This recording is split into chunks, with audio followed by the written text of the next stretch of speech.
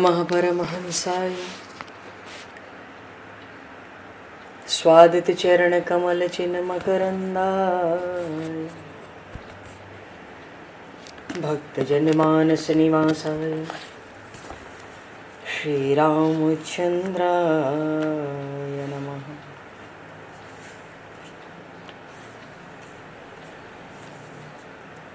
वंदे विदेहतनया पदपुंडरीकं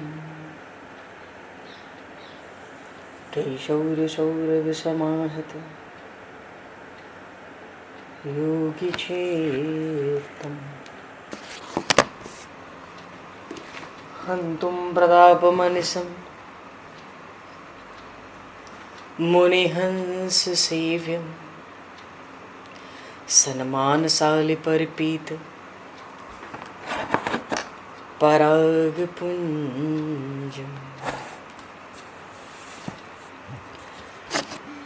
यत्र यत्र रघुनाथकीर्तनं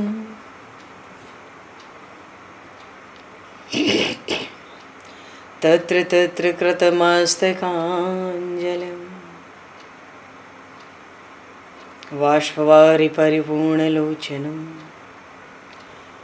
मारुतं नमत राक्षसान्तकं कुन्द इंदुसमदेह उमारमण करुणायन जाहि दीन परनेह करहु कृपा मर्दन मयन।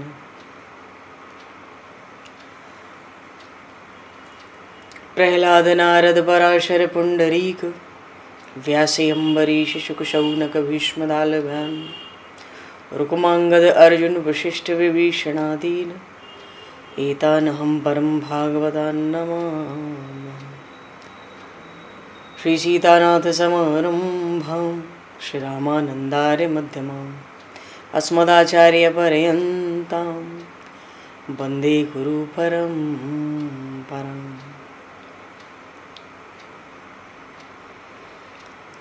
वर्णानामर्थसंज्ञानां रसानां छन्दसामपि मङ्गलानां च कर्तारो वन्दे वाणी विनायकौ।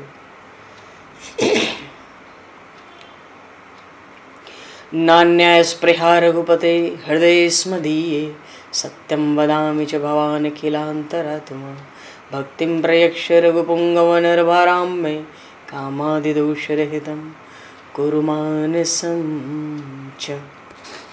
भक्त भक्ति भगवंत गुरु चतुर्नाम वपु एक तिनके पद वंदन के नाशहि विघ्न अनेक।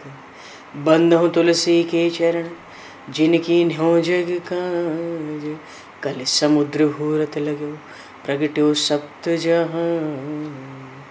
श्री गुरु चरण सरोज रज निज मन मुकुर सुधार वर्णो रघुवर विमल यश जोदायक फलचार।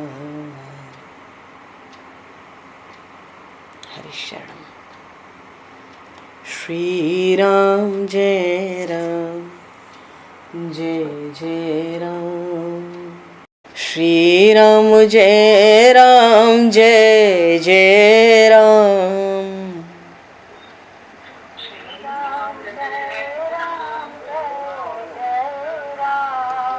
श्री राम जय राम जय जय राम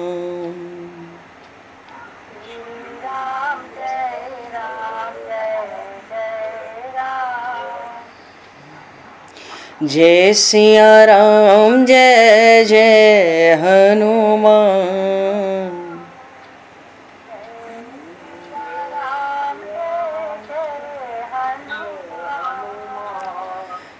श्री गुरु रामानंद भगवान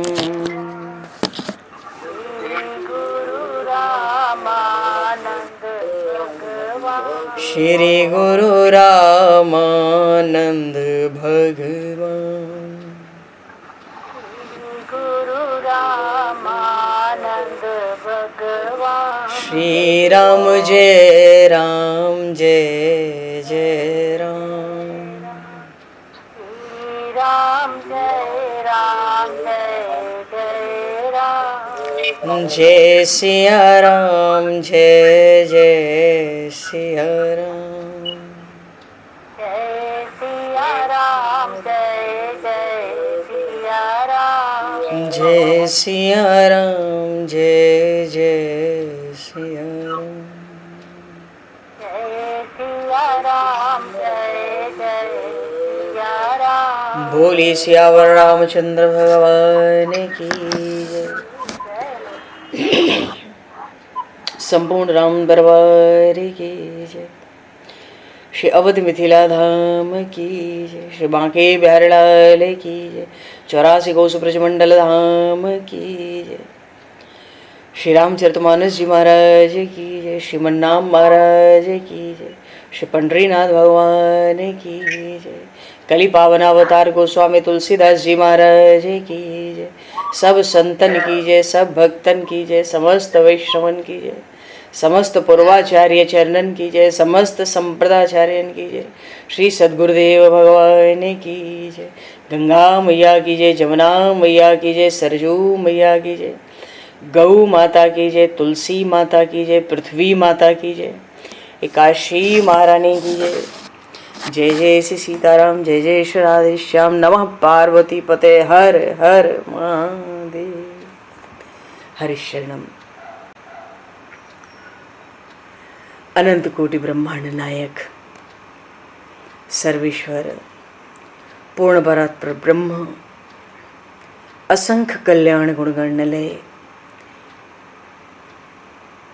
भक्तवांक्षा कल्पतरु शरणागत वत्सल भक्तवत्सल दीनबंधु दया सिंधु श्री कौशल्या आनंद वर्धन श्री दशरथ नंदन श्री जानकी कंठभूषण भगवान श्री सीताराम जी महाराज की असीम कृपा करुणा से श्री हनुमान जी महाराज की परम पावन भावमयी सन्निधि में महापुरुषों की भावमयी उपस्थिति में एवं आप सभी श्रद्धालु भक्त वैष्णवों की मंगल सन्निधि में मानव जीवन का सर्वोत्कृष्ट फल भगवत गुणगान भगवत कथा का आनंद हम सभी श्री राम कथा के माध्यम से प्राप्त करने जा रहे हैं। सर्वप्रथम आप सभी भक्त जनों के श्री चरणों में भगवत भाव से सादर वंदन सादर नमन। आप सभी को यथा योग्य जय सिया राम, जय जय श्री राधे हरि श्याम, जय श्री राम।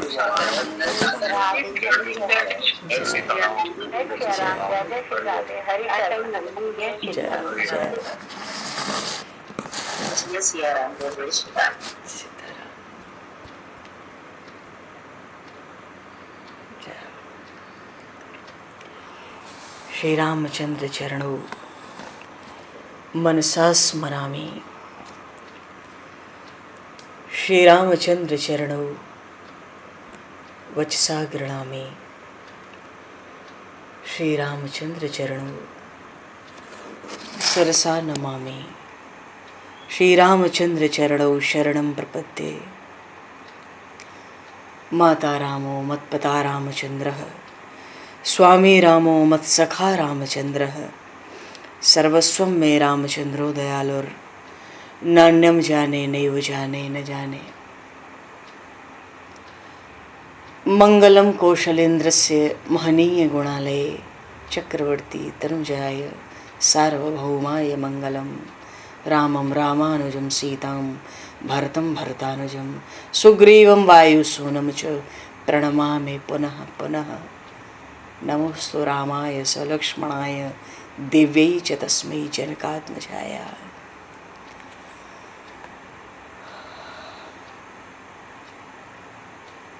हरिशरणम। बोलिए श्री रामचरितमानस जी महाराज की जय। पूर्व प्रसंग में श्री भरतलाल जी महाराज चित्रकूट की तलहटी में ब्रह्म मुहूर्त में प्रस्थान कर रहे हैं। एक तरफ तो भरत जी महाराज प्रस्थान कर रहे हैं, अब तो मानो चित्रकूट गिरी का जो शिखर है वो दिखलाई पड़ता है। कामदगिरी इतने करीब आ चुके हैं पता चल गया निषाद राज से कि अपने स्वामी श्री रघुनाथ जी का स्थान यही है।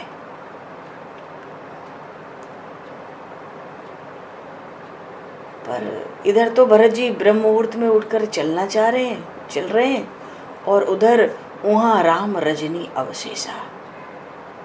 थोड़ी सी रात बची थी, जागे सी ये सपन अस देखा। भगवती श्री धरानंदिनी ने स्वप्न देखा, भरत आए हैं। हे स्वामी, आपके वियोग के ताप से तप गया है उनका शरीर, बड़े मलिन, बड़े दीन, बड़े दुखी। और माताएं भी बिना सौभाग्य के दिखलाई पड़ती हैं। और भगवान ने स्वप्न सुना तो नेत्रों में जल भर आया। क्यों? स्वप्न का फल तो अच्छा नहीं है। भय सोच बस सोच विमोचन है तो समस्त सोचों को, शोक चिंता को जीवन से छुड़ाने वाले, पर आज सोच के वश हुए हैं। देखो, वो परमात्मा भी जब मनुष्य के रूप में अवतार लेता है, किसी भी रूप में, तो उसके अनुसार ही लीला करनी होती है। लक्ष्मण जी से कहा, लक्ष्मण, ये स्वप्न ठीक नहीं है, कठिन कुचाह सुनाई है, कोई दुखद समाचार मिलने वाला है। अब भरत जी आएंगे तो महाराज दशरथ का तो समाचार मिलेगा ही, प्रभु को अभी पता ही कहाँ है कि पिताजी का शरीर नहीं रहा। तो प्रभु ने कह दिया, इस स्वप्न का तो अर्थ है कठिन कुचाह सुनाई है, कोई ऐसी बात आकर सुनाने वाला है जो बिल्कुल स्नान किया भाई के साथ, भगवान शिव का पूजन, साधु ब्राह्मणों का सत्कार, वेदी पर जाट के बैठ गए। इतने में ही आकाश से धूल उड़ने लगी बड़ी भारी। उस वन के आसपास के जितने पशु पक्षी थे सब भगे और भगकर विकल प्रभु आश्रम गए। भगवान उठे, क्या बात हो गई, इतनी भारी धूल उठती है। सारे पशु पक्षी सुबह सुबह ही आश्रम गए और भयभीत हो गए। तब तक कोल किरात भील भी उसी अवसर पर आ गए, आकर सब समाचार दे दिया।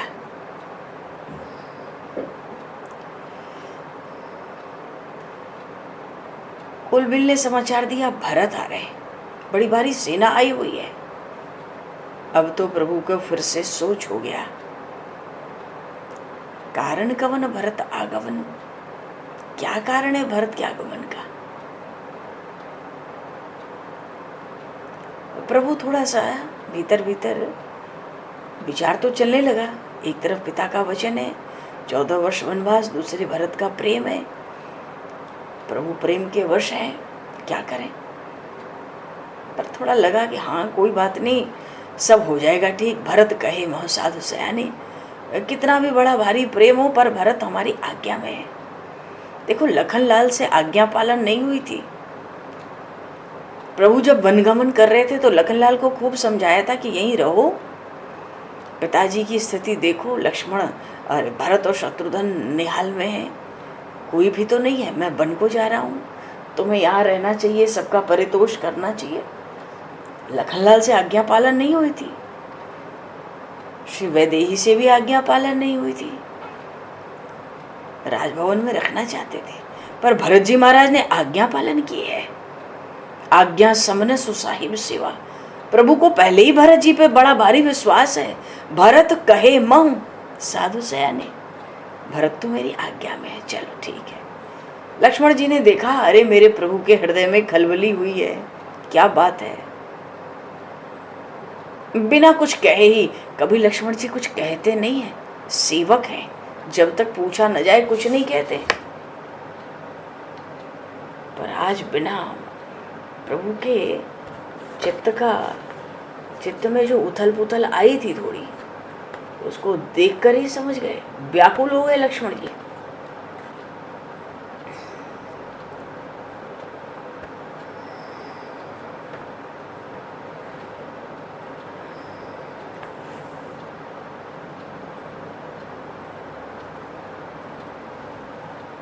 लक्ष्मण जी मानो कहना चाहते हैं कि आप तो सर्वज्ञ हो, आपकी आज्ञा सबके सिर पर है, राम रजाई शीश सबही के, आपका ऐसा कोमल स्वभाव है, ऐसा शील, ऐसा स्नेह है, ऐसे आप भक्त वत्सल, शरणागत वत्सल कि आप अपने ही समान सबको समझते हो, अपने ही समान सब पर एक जैसा प्रेम और विश्वास रखते हो। आप ये भूल जाते हो कि विषयी जीव पाए प्रभुताई, मूढ़ मोह बस होई जनाई। जो विषयी लोग हैं उनको कोई प्रभुता मिल जाए, कोई बड़ा पद मिल जाए तो उनको अभिमान हो जाता है।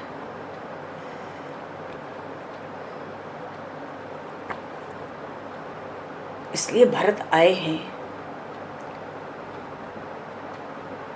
वैसे तो भरत को सब जानते हैं कि प्रभु पद प्रेम सकल जग जाना, लेकिन आज वो भरत भी राजपद को पाकर चले धर्म मर्यादा मिटाई, धर्म की मर्यादा को मिटाकर चल दिए हैं। राज्य मिला है वो भी अवध का, तो मद तो आएगा। भरत ने सोचा होगा कि राम जी तो वनवास में अकेले हैं, ये कुटिल है, कुबंधु है, इसने बुरा अवसर देखा, ऐसा अवसर जिस समय राम की कोई मदद भी ना कर सके। सारा समाज सेना लेकर आया है, चाहता है 14 वर्ष के लिए क्यों, उसके बाद भी निष्कंटक राज्य करो। तरह तरह के छल कपट किए होंगे, तभी तो सारा दल बटोर कर सबको मिलाया होगा अपने में, तब तो सबको लेकर आए। और छल कपट भरत के हृदय में न होता तो कोई ही सुहा तीरथ बाजी गजाली, तो ये सेना की क्या आवश्यकता थी।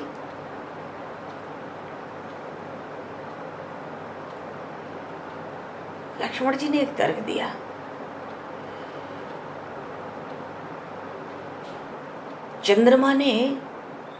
चंद्रमा को गुरु का श्राप मिला, चंद्रमा को पद मिला, चंद्रमा पगला गया, बहुत भारी गलत काम किया, गुरु बृहस्पति ने आके उसको श्राप दिया। ऐसे ही नहुष को स्वर्ग का राजा बना दिया गया किसी कारणवश, इंद्र के सिंहासन पर बैठता ही वो पागल हो गया, ब्राह्मणों के कंधों पे पालकी लेके सवारी करने लगा। मानो इस सबकी क्या हालत हुई प्रभु को बताते। इन सबको मद ही तो हुआ था, नहुष को मद हुआ था स्वर्ग में जाने का, इंद्र बनने का, उसकी क्या स्थिति हुई पीछे।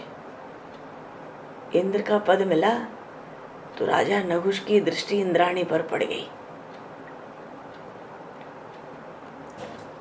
अब इंद्राणी तो बड़ी व्याकुल हुई, अब क्या करें। अरे राज्य स्वर्ग मेरा है तो सब मेरा है। देवगुरु बृहस्पति का आश्रय लिया। देवगुरु बृहस्पति ने कहा कि भाई तुम प्रश्न का विस्तार है। श्राप दिया ब्राह्मणों ने, ब्राह्मणों की पालकी उठाने पर उठाया और पालकी में बैठ के जा रहा था इंद्राणी के पास। भयंकर श्राप मिला ब्राह्मणों का। ऐसे ही चंद्रमा की दुर्गति हुई। आज तक चंद्रमा को कलंक है, और लोक हो चाहे वेद हो, अधम के समान बेन, अधम बेन से बढ़ के अधम तो कोई हुआ नहीं। तो ये जो सब अधमाधम हुए, इन सब को राजमद था। मालूम पड़ता है वही राजमद आज भरत को हुआ है, क्योंकि अयोध्या का राज्य तो 14 भुवन के लोकपाल अयोध्या के राज्य संपत्ति के लिए से आते थे, उसकी चाहना करते थे। क्या हालत हुई सहस्त्रबाहु की, क्या हालत हुई इंद्र की, क्या हालत हुई त्रिशंकु की। के ही नाराज मद कीन कलंकु, जिसको राज का मद हुआ उसको तो कलंक लगा है। भरत को तो पहले ही कलंक लगा हुआ था राम वनवास का, अब और उसको पक्का करने आता है। वैसे भरत ने ठीक ही सोचा होगा, हे प्रभु, वो तो सोचता होगा एक इंच भी इतना एक फासला भी क्यों दो शत्रु को, इतना जगह क्यों दो कि वो कुछ फिर लौटे। चलो राम जी अकेले वन में, वहीं चल के उनको निपट लेंगे, सेना लेके चलो। पर भरत ने एक काम ठीक नहीं किया। हे नाथ, आपका अनादर किया, आपको असहाय अकेला जानकर। तो आज समुझ परिये सोई आज विशेषी, आज उसको समझ आ जाएगा। समर सरोष राम मुख पेखी, युद्ध में जब क्रोध से लाल लाल नेत्र मेरे स्वामी श्री रघुनाथ जी का देखेगा तो भरत को समझ आ जाएगा। और इतना कहते कहते तो बस वीर रस छा गया, ऐसा वीर रस छा गया। अब वीर रस प्रकट होके क्या करेगा जब तक प्रभु आज्ञा नहीं देंगे? प्रभु आज्ञा नहीं देंगे तो लक्ष्मण जी कर ही क्या लेंगे? उन्होंने जब ऐसा वीर रस छाया मानो कि अब तो रोके नहीं रुकता है, तो प्रभु पद बंद शीस रज राखी, भगवान के चरणों को झट पकड़ लिया। प्रभु के चरणों की रज को मस्तक पर लक्ष्मण जी ने धारण कर लिया।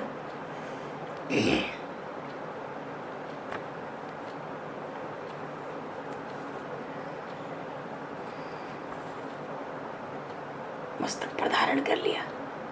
मनो भाव यह है चरण पकड़ने का और रज को मस्तक पर धारण करने का भाव यह है कि आप आज्ञा करो बस। क्रोध से शरीर कांप रहा था,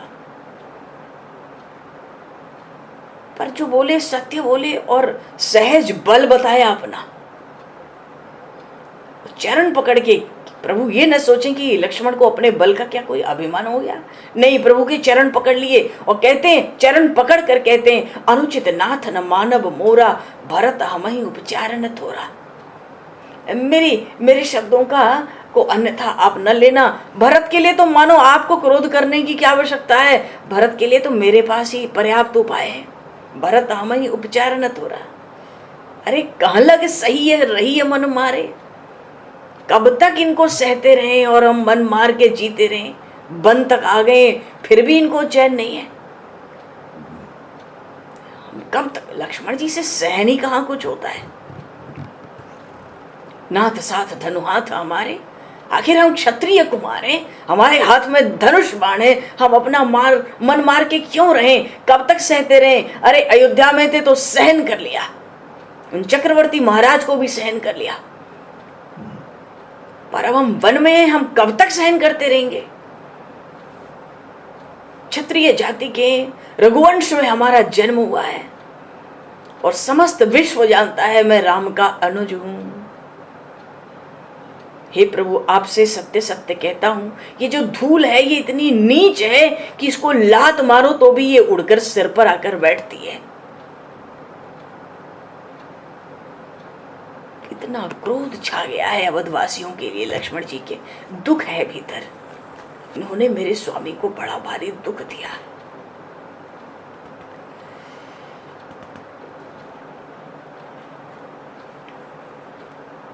बड़ा भारी दुख दिया।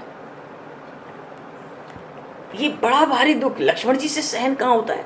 उठ गए, चरण पकड़ के इतना बोले, फिर उठ गए, आज्ञा मांगी, उठकर जोरी रजायसु मांगा।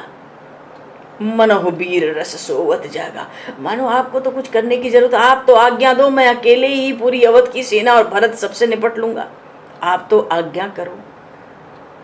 और वीर रस तो जगह आज्ञा मिली नहीं, तब तक जटा बांध ली, तरकस बांध लिया, कमर में कस लिया, धनुष बाण उठा के हाथ में सजा लिए और राम जी से कहते हैं, आज राम सेवक जस ले हूं। मैं राम जी का सेवक हूं प्रभु, मैं आपका सेवक हूं, इसका यश आज लूंगा। मानो इनको सब मिट्टी में मिलाऊंगा तो यश मिलेगा। अरे राम जी का सेवक लक्ष्मण अकेले ही सबको संभाल लिया। ऐसा उसका अद्भुत विलक्षण प्रेम है अपने स्वामी के चरणों में। कहते आज राम सेवक जस ले हूं। तो तुमको यश कैसे मिलेगा भाई? भरत ही समर सिखावन दई हूं, युद्ध में भरत को समझा दूंगा। तो राम जी का नरादर करते हैं, ये सब मिलकर आपका नरादर करते हैं तो उसका फल मिलेगा। फल क्या मिलेगा? सो समर सेज दो भाई। दोनों भाइयों को ज्यादा भरत भरत करते, फिर शत्रुघ्न कुमार का भी नाम लेते। लक्ष्मण जी तो कहते हैं बड़ा अच्छा हुआ, अयोध्या में तो कुछ कर नहीं पाए, आई बना भल सकल समाजो। ये पूरा अवध का समाज इकट्ठा आ गया, ये बहुत बढ़िया हुआ। अब तो प्रकट करें और इस पाछला आजू, वो जो उस दिन का क्रोध था वो भी आज पूरा निकाल लूंगा। लक्ष्मण जी का बड़ा, जब क्रोध में आते हैं ना तो छता जलनयन और बाहो मिसाला।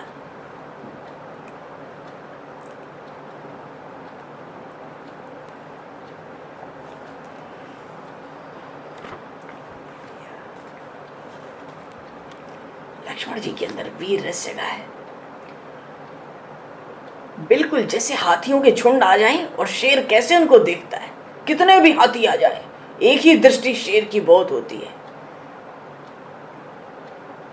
आज इन सब को एकदम तहस नहस कर दूंगा, और जो सहाय कर संकट आई, तो मारो रन राम दुआई। हे स्वामी, मुझे आपके चरणों की शपथ है, आज अगर शंकर जी भी आके भरत का पक्ष लेंगे तो भी आज बिना भरत को मारे नहीं रहूंगा। अति सरोष माखे लखन, बड़े क्रोध में, और जब उन्होंने शपथ कर ली ना, तो मारो रन राम दुआई। सारे लोकपति व्याकुल हो गए, घबरा गए, सब भागना चाहते थे। अरे ये तो शेषावतार है, महाप्रलय तो यही करते हैं। ये आवेश में आ गए तो कुछ भी नहीं बचेगा। जितने लोग थे ना, 14 लोग, 3 लोग, 14 भुवन, सबके लोकपाल, सबके अधिपति भयभीत हो गए, सब अपने अपने स्थान से भागने लगे। अरे ये तो कहते हैं कि शंकर जी भी आ जाए तो भी बिना मारे छोड़ूंगा नहीं भरत को। प्रकट करूं ऋषपाछला आजू। पूरे जगत में, संसार में भय व्याप्त हो गया उनकी वाणी सुनते ही। पर उसी समय आकाशवाणी हुई। आकाशवाणी हुई तो आकाशवाणी क्या कहती है? पहले तो लक्ष्मण जी के बाहुबल की प्रशंसा करती है। हाँ, आप जो कहते हैं आपके योग्य है। अरे आप अनंता अवतार हैं, शेषावतार हैं, आपकी वाणी आपके स्वरूप के अनुकूल है।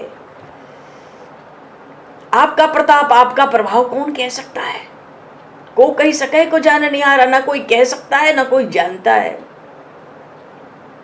पर बात यह है, आकाशवाणी कहती है, अनुचित उचित काज किछु होई, समुझ करिए भल कह सब कोई, और सहसा कर पाछे पछताई। वेद कहते हैं उचित अनुचित जो भी कार्य हो समझ बूझ के करें, ऐसा ना हो कि हम अचानक कुछ कर लें और फिर पीछे हमको पछताना पड़े।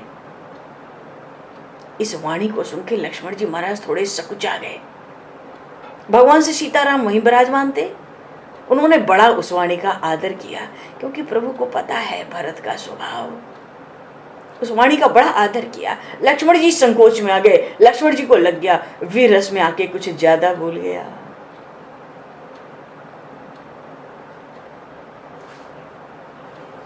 तो राम जी, आकाशवाणी ने इतना ही कहा। उसके बाद राम जी कहते हैं लक्ष्मण जी से कि बात तो तुमने बिल्कुल, राजनीति की बात तो तुमने तात बिल्कुल ठीक कही है। सबते कठिन राज मत भाई, किसी को कोई पद मिल जाए बड़ा तो बस, सबसे कठिन है राज्य का मद। लेकिन ये राज्य मद उसी को होता है नाहिन साधु सभा जहीं से ही, जिसने जीवन में सत्संग न किया हो, महापुरुषों का संग न किया हो। इसलिए लक्ष्मण, मैं तुमसे सत्य सत्य कहता हूं, सुन लखन भल भरत सरीसा, विधि प्रपंच सुनान दीसा। सुनहूं लखन, हे लक्ष्मण, इस विश्व सृष्टि में भरत जैसा भाई नहीं है। विधाता के प्रपंच में, अनंत ब्रह्मांडों में भरत जैसा न कोई सुना गया न देखा गया। इसलिए तुम धैर्य रखो, भरत को कभी भी राजमद नहीं हो सकता। अरे अवध के राज्य की क्या बात है, विधि हरि हर पद पाए। अगर भरत को भगवान शिव, ब्रह्मा, जगत पिता ब्रह्मा का भी पद मिल जाए तो भरत को मद नहीं हो सकता। अरे कांजी की किसी बूंद से क्षीर सिंधु फट जाएगा क्या? दूध को फाड़ने के लिए खटास डालते तो कांजी होती है, उसकी बूंद से क्या क्षीर सिंधु फटेगा?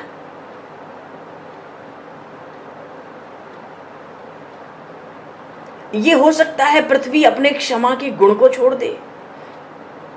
ये हो सकता है अगस्त जी गाय के खुर के गड्ढे के जल में डूब जाए। अरे अगस्त जी तो 3 चुल्लू में पूरा समंदर पी गए। ये भी हो सकता है, प्रभु कहते हैं लक्ष्मण जी से, ये भी संभव है कि मच्छर फूंक दे तो सुमेरु पर्वत उड़ जाए। ये सब संभव नहीं है, पर प्रभु कहते हैं, विश्वास दिखाते हैं भरत कैसा है। लक्ष्मण भले मच्छर फूंके तो सुमेरु उड़ जाए, फिर भी भरत को राजमद नहीं हो सकता।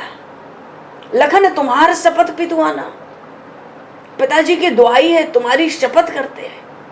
सुच सुबंध नहीं भरत समाना, ऐसा पवित्र ऐसा उत्तम भाई हुआ ही नहीं भरत के समान।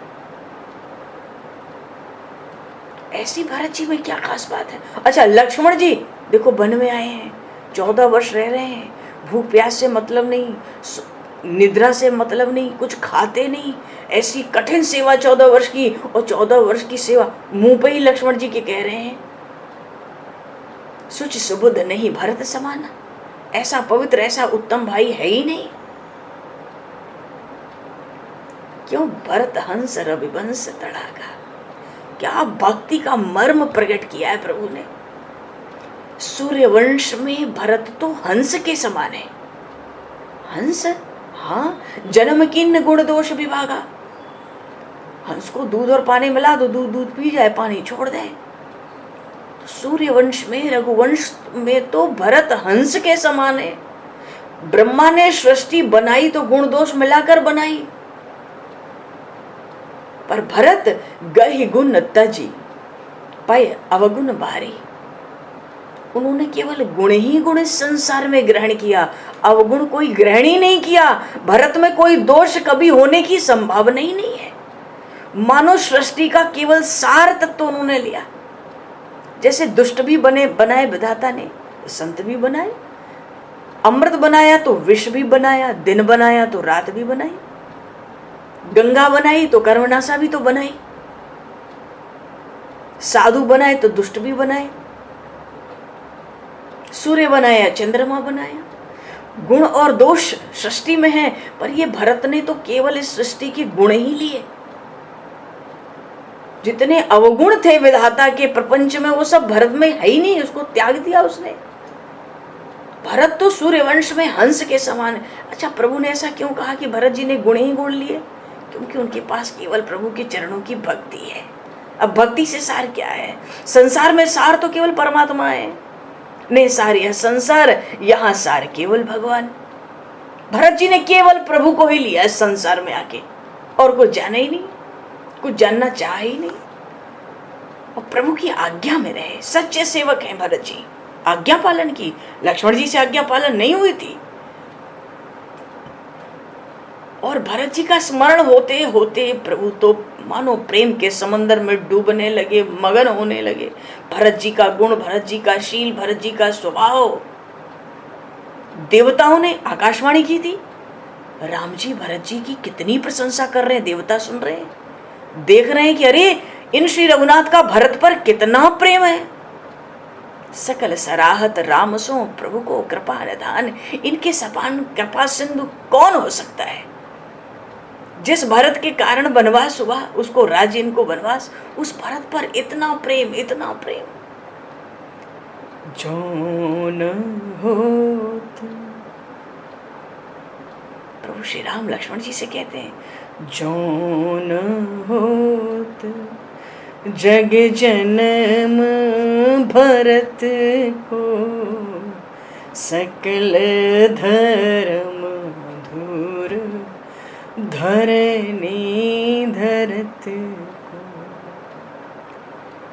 इस संसार में भरत का जन्म नहीं होता तो धर्म की धुरी को धारण कोई करने वाला नहीं होता। धर्म की मर्यादा का निर्वाह मानो कह दिया, अरे इन वैदेही से या हे लक्ष्मण तुमसे भी मानो आज्ञा पालन तो मेरी नहीं हुई। सेवा करते हो पर आज्ञा पालन तो नहीं हुई। जौन होत जग जन्म भरत को, सकल धर्म धुर धारण धरत को। पूरी पृथ्वी पर धर्म की मर्यादा का भार ढोने वाला भरत है।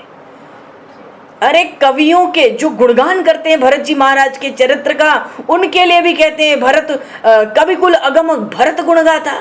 भरत जी का चरित्र कोई गावे, उनके गुणों को कोई पकड़ नहीं सकता, गान नहीं कर सकता। देवता बार बार प्रभु पे पुष्पों की वृष्टि करते हैं, वो तो कहते हैं को जाने ही तुम बिन रघुनाथा, हे श्री रघुनाथ आप ही केवल भरत को जानते हैं। अच्छा, अभी तो प्रसंग आया था कि वहां राम रजनी अवशेषा, जागे सी सपन अस देखा। तो वहां क्या हो रहा है, चित्रकूट में श्री धरानंदिनी ने स्वप्न देखा, प्रभु को व्याकुलता हुई भरत जी का समाचार सुनकर आने का, कि अब तो बड़ा संकोच हो गया ना, एक तरफ प्रेमी है, एक तरफ पिता की आज्ञा है, धर्म है, तो प्रेमी तो प्रेम के लिए ले जाने के लिए आ रहा है, और पिता की आज्ञा का पालन नहीं हुआ तो हाथ लगा धर्म चला जाएगा। सब बातें थी। लक्ष्मण जी तो वीर रस छा गया, उन्होंने भरत जी को राजमद में समझ लिया। बात यह है कि लक्ष्मण जी के दिल में तो दुख था, दिल में बड़ा भारी दुख था। राम जी को वनवास हुआ, प्रभु श्री राम वन में आए, लक्ष्मण जी को बड़ा भारी दुख था।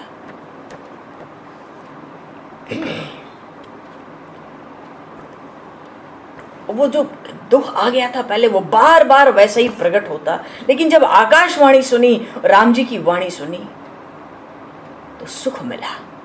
लखन राम सिंह सुर सुन बानी, अति सुख लयो न जाए बखानी। सुख मिला, आनंद हुआ कि ठीक है, ठीक है, भरत अगर राजमद भरत को नहीं हुआ है तो हो सकता है आपके चरणों का दर्शन करने आते हो, ठीक है। और इधर भरत जी, यहाँ भरत सब सहित सहाय, मंदाकिनी पुनीत न आए। चित्रकूट की तलहटी में तो आए गए थे। सुबह जब ब्रह्म मुहूर्त हुआ तो उन्हीं पयस्वनी नदी के तट पर स्नान किया, और वहीं पे उन्हीं के तट पर, उस मंदाकिनी के तट पर ही सब लोगों को रखकर गुरु आज्ञा से मांगी माँ तू गिरु सचु नहीं होगा, माता से, गुरु से, मंत्रियों से आज्ञा ली। और सबका विचार था कि सब एक साथ न जाएं, श्री रघुनाथ जी के स्थान पर सब एक साथ न जाएं, पहले आप जाओ। गुरुदेव तो कहते हैं भरत तुम्हारा बड़ा भाव प्रबल है, तुम पहले जाओ फिर हम आते। सबका एक साथ वहाँ जाना उचित नहीं होगा, क्योंकि वहाँ ऋषि मुनियों का भी बड़ा भारी समाज है। तो अभी तक तो हमने कोई खबर की भी नहीं है उनको, किसी को, कि हम लोग आए हैं, तो तुम जाओ। शत्रुघ्न कुमार और निषाद राजगुरु चले भरत जहाँ सी रघुराई। चल पड़े भरत जी। बोलिए श्री भरतलाल जी महाराज की जय। साथ में निषाद राज है। अच्छा, भरत जी जब चलते हैं, माता का कर्म याद आता है कभी कभी, तो तरह तरह के कुतर्क मन में आते हैं, करोड़ों प्रकार से आते हैं। कहीं ऐसा न हो मेरे प्रभु श्री सीताराम मेरा नाम सुनकर और मेरी खबर सुन के कि भरत आया, उठ के कहीं और न चले जाए संकोच में।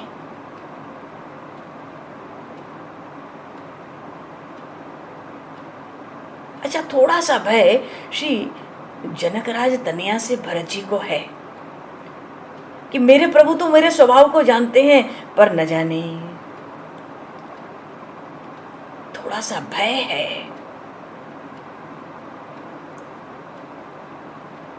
फिर भरत जी ये भी मार्ग में चल रहे हैं, सोच रहे हैं अगर माता के मत में भी मुझे मान लिया और मेरे संग कुछ भी करें, जो भी दंड दे वो कम ही होगा, लेकिन अंततः मेरे अपराध, मेरे अवगुणों को वो क्षमा करेंगे। क्यों? मैं हृदय से, मैं दिल से, मैं सर्वस्व मनसा वाचा कर्मणा, मैं उन्हीं की ओर हूँ, मैं उनके साथ हूँ। मेरे स्वामी तो दिल को देखते हैं, दिल को जानते हैं। करत सुरत 100 बार ही है कि, और अगर कहीं मलिन जान के वो मुझे त्याग भी दें, मुझे इससे न मिलना चाहे, मुझे न देखना चाहे,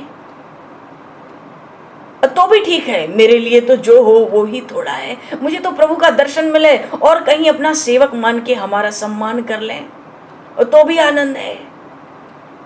परिस्थिति कुछ भी हो, अब तो वो दर्शन करके ही पता चलेगा। स्थिति कुछ भी हो, मोरे शरण राम की ही पनही। मानो वो सम्मान करें या मुझे मलिन मान लें, माता के मत में मान लें, या अपना समझ के मेरा आदर कर लें, स्थिति कुछ हो, मोरे शरण राम ही की पनही। मुझे तो उनके पनहियों की ही शरण है, मेरी और कोई गति नहीं है। राम स्वामी दोष सब जनही, मेरे प्रभु श्री रघुनाथ हैं, दोष तो सब मेरा है। दोष तो सेवक को चाहिए कि वो दोष अपने में ही देखे। जो भक्ति के मार्ग में होते हैं उनको हर जगह दोष अपना ही देखना चाहिए, और प्रेमी देखते हैं, भक्तजन देखते हैं। भरत जी तो कहते हैं स्थिति कुछ भी हो मोरे शरण राम ही की पनई। राम जी के चरणों की भी शरण नहीं, उनके पनैया की, उनकी जूतियों की शरण। कहते हैं हमारे लिए तो यही बहुत है। भरत जी को चातक की याद आती है, मछली की याद आती है। इन दोनों का प्रेम विलक्षण है। जस जग भाजन चातक मीना, नेम प्रेम निज निपुण प्रवीणा। प्रेम करने में अगर इस अनंत विश्व सृष्टि में कोई निपुण है तो एक चातक और दूसरा मीन, मछली। बादल मेघ चातक के संग जो भी व्यवहार करें वो तो मुंह खोल के पूरे साल उसी को देखता है, चाहे पत्थर आवे, चाहे बजरा आवे, चाहे बिजली गिरे, चाहे कछु होवे, स्वाति नक्षत्र की बूंद के लिए। और मछली का प्रेम जल से अलग होते ही छटपटा के प्राण दे देती है। वो तो समझते हैं भाई मेरा तो प्रेम ऐसा ही है, अब जो हो सो हो, मोरे शरण राम ही की पनही। जैसे चातक और मीन को यश मिलता है उनके नेम का, उनके प्रेम का, तरह तरह से कभी माता को सोच के, उसके कर्मों को सोच के भयभीत होते हैं, कभी अपने स्वामी के गुणों का, स्वभाव का, शील का, उनकी दयालुता, कृपालुता का स्मरण कर करके गदगद होते हैं। असमन गुणत चले मग जाता। दोनों बातें, कभी इधर कभी उधर, कभी इधर कभी उधर। बड़ा स्नेह है, शरीर शिथिल हो जा रहा है, चल ही नहीं पा रहे हैं। धैर्य धारण करके भक्ति के बल से, प्रेम के बल से धीरे धीरे बढ़ते हैं। अच्छा, माँ के कर्तव्य याद आते हैं तो व्याकुल हो जाते हैं, उनके पैर पीछे मानो लौटने लगते हैं। पर जब समझत रघुनाथ स्वभाव, तब पथ परत उतायल पाऊं। अपने स्वामी के स्वभाव की ओर जब देखते हैं, बहुत जल्दी जल्दी बड़ी उतावली में चरण आगे बढ़ने लगते हैं। अरे मेरे स्वामी का ऐसा स्वभाव, ऐसे भक्तवत्सल, ऐसे शरणागत वत्सल, ऐसे दीन वत्सल, अरे माँ का मेरे कुछ भी कर्म हो, पर मेरे स्वामी का स्वभाव स्मरण कर करके शिथिल होते हैं, व्याकुल हो जाते हैं। भरत जी की ऐसी दशा होती, कभी आगे चलते हैं, कभी पीछे चलते हैं, चल ही नहीं पाते हैं। निषाद राज ने भरत जी महाराज की स्थिति देखी। वो निषाद राज तो भरत जी का दर्शन करके ही विदेह हो गया, उसको उसके देह की सुध जाती रही। निषाद राज मगन होने लगा। भरत जी से कहते हैं निषाद राज, आप कोई दुख न करो, ये सारे दुख मिटेंगे, ये सब चिंता छूटेगी। जैसे ही राम जी के चरणों का दर्शन होगा आपको आनंद छा जाएगा। हम देखो उस वेदिका के बड़े निकट आ गए हैं, आश्रम के पास आ गए, आश्रम निकट जाए नियराने। भरत जी ने उस चित्रकूट पर्वत को देखा, ऐसा लगा मानो जन्म जन्म की किसी भूखे को बढ़िया 56 भोग का पकवान सज गया हो। ऐसा भरत जी को आनंद हुआ चित्रकूट के उस शिखर को पास से देखकर।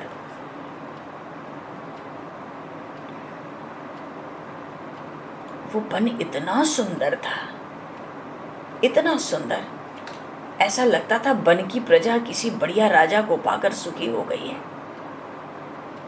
अरे मेरे प्रभु श्री राम यहाँ निवास कर रहे हैं, इस वन की संपत्ति तो देखो, यहाँ की प्रजा कैसा सुंदर राज्य पाकर सुखी हो गई है। निषाद राज कहते हैं यहाँ कौन सा राज्य है? अरे राम जी मेरे वन में वास कर रहे हैं तो ये सारी संपत्ति तो उन्हीं की है। इस वन का जो यहाँ तो जो वैराग्य होगा वही मेरे स्वामी का मंत्री होगा, और जिसके पास विवेक होगा वही राजा होगा। बड़ा पावन देश है ये चित्रकूट, ये बड़ा सुंदर है। इसके तो अंग प्रत्यंग बड़े सुंदर और मनोहर हैं। राम चरण आश्रित चित चाऊ। तुम देखते नहीं ये चित्रकूट भी मेरे स्वामी श्री रघुनाथ के चरणों के आश्रित होकर आनंदित हो गया है। चित चाऊ, उसके चित्त का चाव देखो कितना बढ़ता है। और बहुत लोग बसे हैं, कितने तो कोल किरात भीड़ सब चारों तरफ प्रभु के बस गए हैं। यहाँ के पशु पक्षी वहाँ की प्रजा की तरह है। और ये कोल किरात भीत ये सब हैं, तरह तरह के पशु हैं, आपस में बैर भूल गए। देखो ये एक साथ चलते हैं। ये श्री रघुनाथ के दर्शन का, उनके वास का प्रभाव है। ये तो वन की जो पशु पक्षियों की सेना, यही इनकी चतुरंगनी सेना है। कैसे सुंदर जल के स्रोत झरने झर रहे हैं, कैसे कोयल गूंजती है, कैसे चकोर चातक शुक कैसी कैसी मधुर मधुर ध्वनि प्रकट करते हैं। ये भौरे मिल मिल के कैसे गाते हैं, मोर कैसे नृत्य कर रहे हैं। कैसा सुंदर ये वन, कैसा सुशोभित होता है ये चित्रकूट। भरत जी महाराज तो चित्रकूट का दर्शन करके मगन हो गए, मानो दर्शन से ही पता पड़ गई मेरे स्वामी यहाँ निवास कर रहे हैं। सारे वृक्षों में फल लदे हैं, सब पौधों में फूल लगे हैं, तृण भी खूब अंकुर ले लेके एकदम भरे पड़े हैं। राम शैल शोभा नरकी, भरत हृदय अति प्रेम। जैसे किसी तपस्वी को, किसी योगी को, किसी सिद्ध को अपने साधन का फल मिल जाए तो फिर उसके बाद वो कोई क्या नियम करता है? नियम तो छूट जाते हैं। किसी भक्त को भगवान का दर्शन हो जाए फिर कोई नियम चलता है? वो तो नियम की समाप्ति हो जाती है। भरत जी के हृदय में बड़ा प्रेम प्रकट हुआ। राम शैल शोभा न रखे। और इतने में ही वो निषाद राज बड़े ऊंचे एक टीले के ऊपर चढ़ गए और टीले के ऊपर चढ़कर दोनों हाथ ऊपर उठा लिए। दोनों हाथ ऊपर उठा के कहते, नाथ देखिए बिटप विशाला, पाकर जम्बू रसाल तमाला, तिन तरुबरन मध्य बट सोहा, मंजु विशाल देखी मनमोहा। नाथ ये देखो, ये पंचवटी जैसा है, 5 वृक्ष हैं, पाकर जम्बू आम तमाल, ये चारों तरफ, और बीच में एक बट वृक्ष है, बहुत बड़ा, बड़ा सुंदर, बड़ा विशाल, मन को कितना मोहित करता है।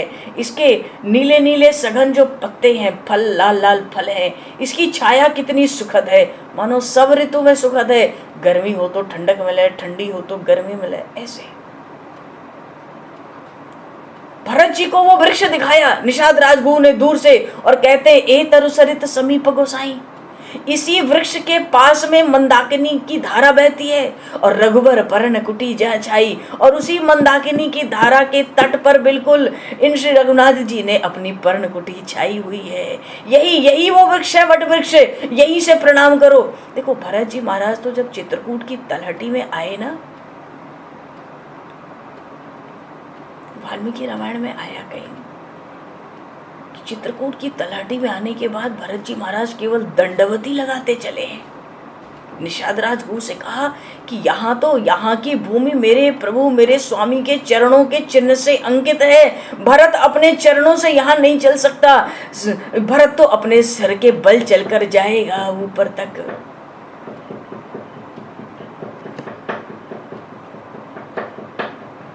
और निषाद राज ये भी दिखाते हैं कि देखो तुलसी के पौधे और तरह तरह के फूलों के पौधे, कहूँ से कहूँ लखन लगाए, कहीं कहीं लक्ष्मण जी ने और कहीं कहीं श्री जानकी मैया ने अपने हाथों से लगाए हैं। यहीं पे वो पर्णकुटी है, इसके पास में, इसी वट वृक्ष के पास में बिल्कुल मंदाकिनी का तट है, और वहीं पे पर्णकुटी बनी है, वहां पे पूरा आश्रम बना है। और ये जो बट वृक्ष है, इस बट वृक्ष की छाया के नीचे वेदिका बनी हुई है, वेदी बहुत बड़ी, और वो जो वेदी बनी है, सिय निज पानी सरोज बनाई।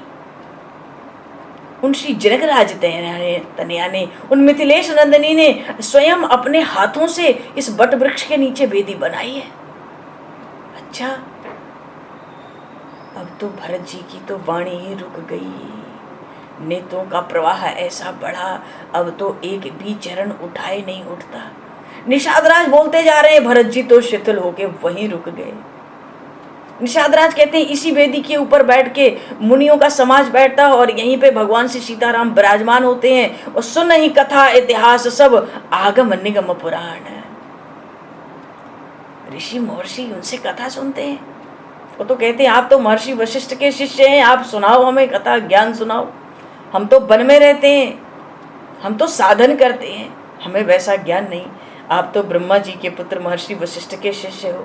सुनई कथा इतिहास सब आगम निगम पुराण, सब निचोड़ निचोड़ कर सुनाते हैं। यहीं पर सब वेदी में बैठते हैं, और यहीं पे नित्य सत्संग हुआ करता है। अब जब निषादराज की वाणी सुनी भरत जी ने, उमगे भरत बिलोचन भारी, ऐसी धाराएं बहने लगी अश्रु की, अनवरत ऐसी बहने लगी तो नेत्र से अब ठीक से दिखता भी नहीं है। करत प्रणाम चले दो भाई, अब तो दोनों भाई दंडवती लगाते मानो चलते हैं। जो प्रेम प्रकट हुआ चित्रकूट में उस समय, उस प्रेम का वर्णन करने में वो शारदा भी संकुचित हो गई। मानो उस वाग्देवी के पास कोई वाणी नहीं बची, किस वाणी से भरत के हृदय के इस प्रेम की अभिव्यक्ति हो सके। अब तो प्रभु के चरणों के चिन्ह दिखाई पड़ने लगे भरत जी महाराज को। चरण चिन्ह रघुवीर के संतन सदा सहाय का। भगवान के भक्तों भगवान के इन चरण चिन्हों के आश्रय में जीते, इस पर आश्रित होकर जीते। अब तो पास की जो भूमि है वहां पे प्रभु के चरणों के चिन्ह दिखलाई पड़ने लगे। हर्ष ही निरखि राम पद अंका, ऐसा लगा भरत जी को मानव पारस पायो रंका, किसी दरिद्र को पारस मिल गया। और जहां जहां चरण के चिन्ह, क्योंकि एक एक चरण में 24-24 चिन्ह है भगवान श्री राम के, दाएं चरण में अलग बाएं चरण में अलग। भरत जी को तो खूब पता है। चरणों की रज को उठाकर रज सिर धर ही नयनन लावई, मस्तक पर रखते हैं, हृदय पर धारण करते हैं, नेत्रों से लगाते हैं और ऐसा सुख मिलता है मानो रघुबर मिलन सरिस सुख पावई। ऐसा लगता है मानो अब तो राम जी ही मिल गए। चरणों की रज को मस्तक पर, नेत्रों में, हृदय से मानो राम जी ही मिल गए। भरत जी की जो गति है, जो स्थिति है, वो अकथनीय है, वाणी से परे है। इसलिए परे है, इसलिए अकथनीय है कि उस प्रेम को देखकर केवल देवता नहीं, केवल वहां के रहने वाले स्त्री पुरुष ही नहीं, वहां अवध का समाज ही नहीं, केवल निषादराज ही नहीं है कि वो विदेह हो गए। प्रेम मगन मृग खग जड़ जीवा, जितने चर अचड़ जड़ चेतन है सब प्रेम में मगन हो गए। ऐसा प्रेम प्रकट हुआ भरत जी का, निषादराज गो रास्ता भूल गए। मार्गदर्शक बन के चल रहे थे, बन का पग पग इनका छाना हुआ है। निषादराज गु मार्ग भूल गए, विदेह स्थिति थी, उनको कोई सुध नहीं बची। देवताओं ने देखा भैया ये तो फिर बहुत लंबा चलेंगे, ये तो उल्टे मार्ग पे चल रहे हैं। तो देवताओं ने पुष्पों की बरसात करके सही मार्ग बताया भरत जी को कि ये मार्ग है, ये मार्ग राम जी की ओर जा रहा है, आप उधर कहाँ जा रहे हो। इस निषाद को भी इस समय अपने शरीर की सुध नहीं रही।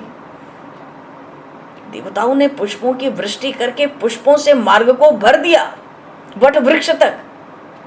और जितने वहां सिद्ध थे, चित्रकूट के आसपास अलग अलग स्थान में सब बसे थे, जितने सिद्ध हैं, जितने साधक थे, ये सब भरत जी के प्रेम के रंग को देखकर अनुराग के रंग में रंग गए। सहज स्नेह सराहन लगा। क्या प्रेम है, क्या भाव है, क्या हृदय में आनंद है इनके, और क्या आदर है, क्या सम्मान है, कितने वंदनीय, कितने पूजनीय है इनके। बड़े बड़े भाई, इनको राज्य मिला और सब कुछ त्याग कर अपने बड़े भाई श्री राम को मनाने के लिए आए।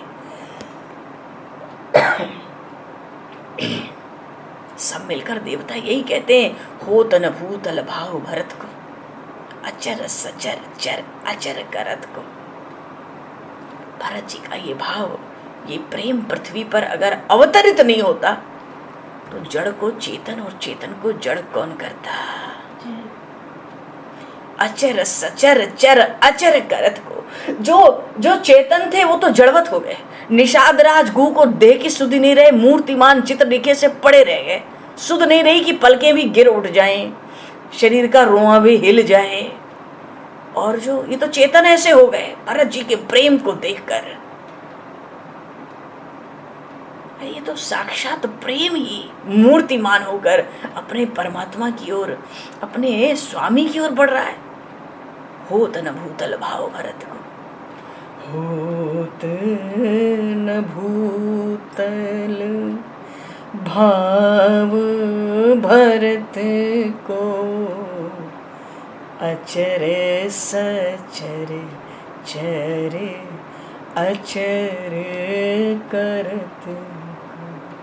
चित्रकूट के जो श्रृंग थे, छोटे छोटे बड़े शिखर, भरत जी के भाव को देखकर वो तो पिघल कर बहने लगे भरत जी के साथ, और भरत जी के साथ उसी दिशा में, उसी प्रवाह में। तो जो जड़ थे वो तो चल पड़े, और जो चेतन थे वो तो मूर्तिमान हो गए एक टक। उनसे तो चला उठा बैठा नहीं जाता, बोला देखा तक नहीं जाता। तो जड़ को चेतन और चेतन को जड़ बना दिया।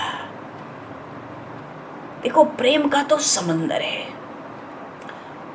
समुद्र मंथन हुआ, मंदराचल रखा गया, उसको देवता और दैत्यों ने मथा और फिर अमृत निकला। पर यहां तो प्रेम का ही समंदर है। भरत तो प्रेम के समंदर है, तो मथा किससे जाएगा?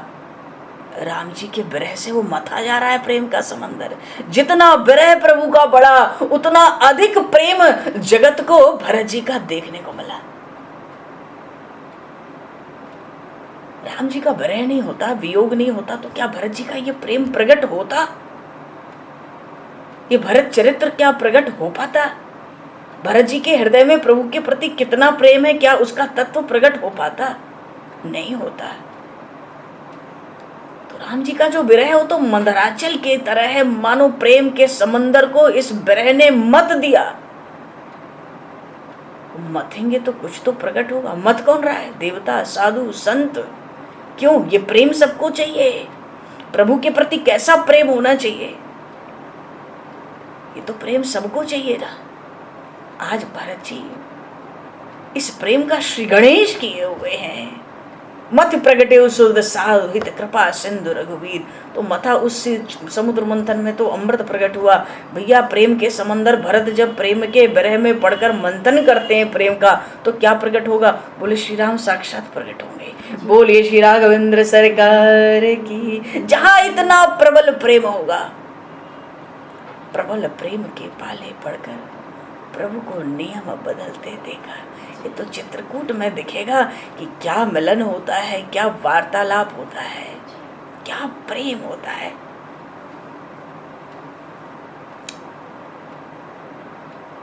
साधु संतों भक्तों ने इसका मंथन किया।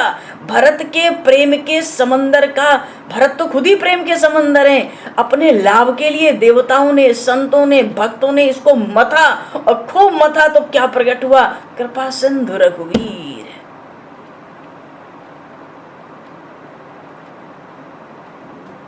तो सखा समेत मनोहर जोटा आ गए भरत जी।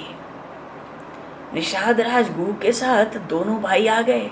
पर वन इतना सघन है, वेदी पे ऋषि मुनि सब बैठे हैं, प्रभु श्री राम कुछ उपदेश कर रहे हैं, मानो लक्ष्मण जी ने कुछ पूछा हो या उसका उत्तर दिख रहे हैं। ध्यान उधर लगा है, इतना सघन वन है, लक्ष्मण जी ने देखा नहीं, दृष्टि गई नहीं, क्योंकि तीन ही आए ना ऊपर, बाकी तो सब तलहटी में नीचे थे चित्रकूट में, सब तो शिथिल हुए पड़े। सब आते तो पता पड़ती। लखन सघन बन ओटा। सघन बन की ओट में देख नहीं पाए, पता नहीं चला लक्ष्मण जी को, क्योंकि विचार में था भरत तो आई गए, आएंगे तो सब साथ ही आएंगे, ऐसा थोड़ी कि पता नहीं चलेगा। और वहां कुछ गंभीर विषय चल रहा था। भरत जी की दृष्टि पड़ी। भरत दीख प्रभु आश्रम पावन, सकल सुमंगल सदन सुहावन, करत प्रवेश मिठे दुख दावा। बड़ा पवित्र पुनीत आश्रम देखा। दर्शन करते ही मानो सब मंगल प्राप्त हो गए। और जैसे ही आश्रम में प्रवेश किया, आश्रम में प्रवेश का अर्थ है आश्रम के परिसर में प्रवेश। बट वृक्ष के पास पहुंच गए ऊपर भरत जी, और जैसे ही प्रवेश किया उस सीमा में, मिटे दुख दावा। भीतर जितनी जलन और दुख थे मानो सब मिट गया। ऐसा हुआ मानो जन जोगी परमार्थ पावा। किसी जोगी को परमार्थ हाथ लग गया। अनंत जन्मों के साधन के पश्चात किसी योगी को परमार्थ, वो तत्व हाथ लग गया हो। भरत जी को लगता है, अरे करत प्रवेश मिटे दुख दावा। देखे भरत लखन प्रभु आगे पूछे बचन।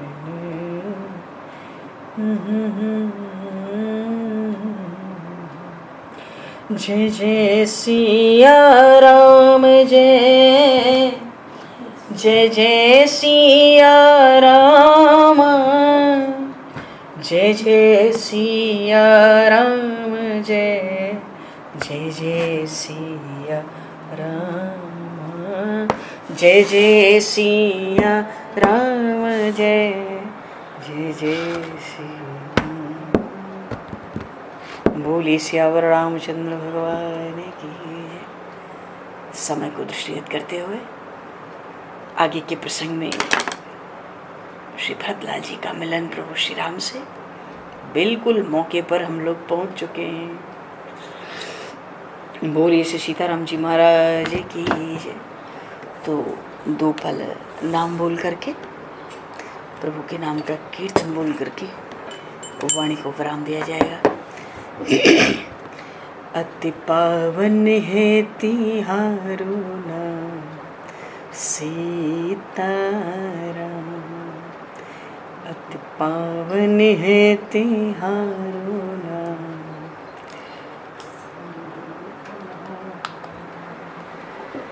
अति पावन है तिहारो नाम सीताराम। जय सीताराम जय सीताराम जय सीताराम